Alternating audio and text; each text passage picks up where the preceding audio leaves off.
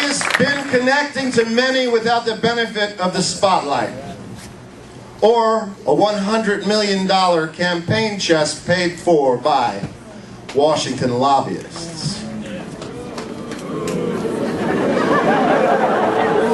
Maybe people are starting to realize that what's being force-fed them is not in their best interests. Maybe John Edwards is strong with people that see him because they respect his passion and his integrity. Maybe it's his honesty. Maybe it's his wife.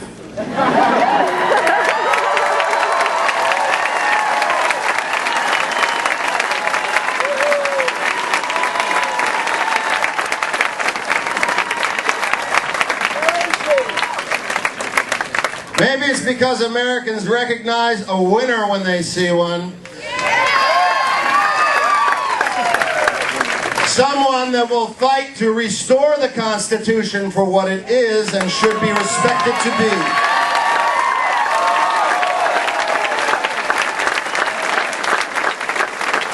Someone that will fight for universal health care.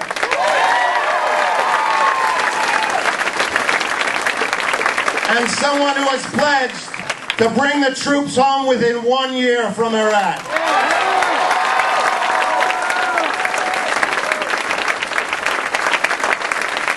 Ladies and gentlemen, it's my honor to introduce the next President of the United States, John Edwards.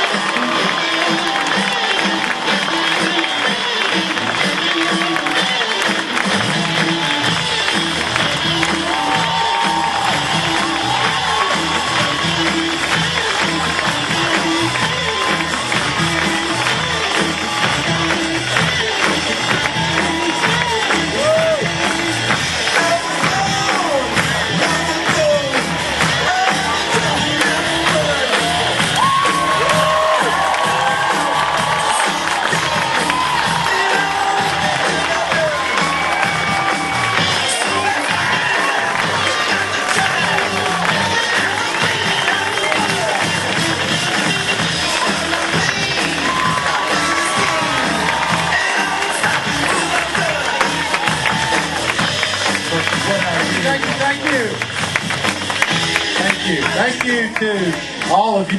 Thank you to Tim and Susan for being here.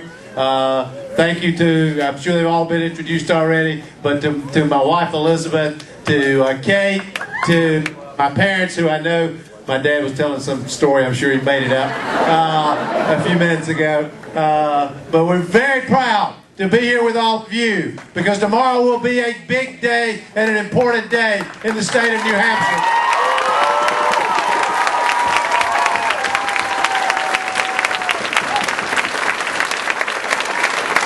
Because starting tomorrow morning in New Hampshire, we're going to take the first major step to taking this democracy back for the people of the United States of America.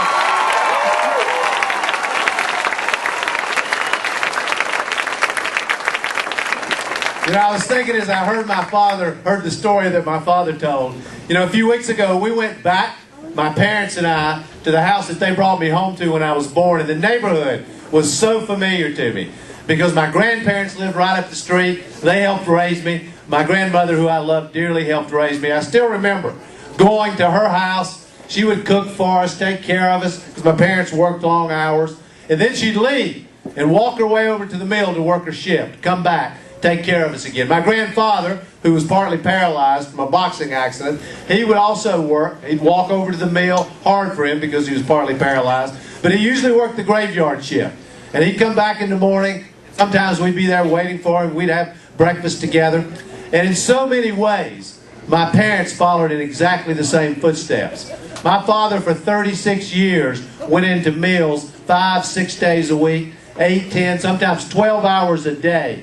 Hard, tedious work. And here's the question. Why did they do it? Why did my grandparents do it? Why did my parents do it? Why did your parents do it? Why did your grandparents do it? Why did they work and struggle and sacrifice? They did it so that you could have a better life. They did it so that they left America better than they found it.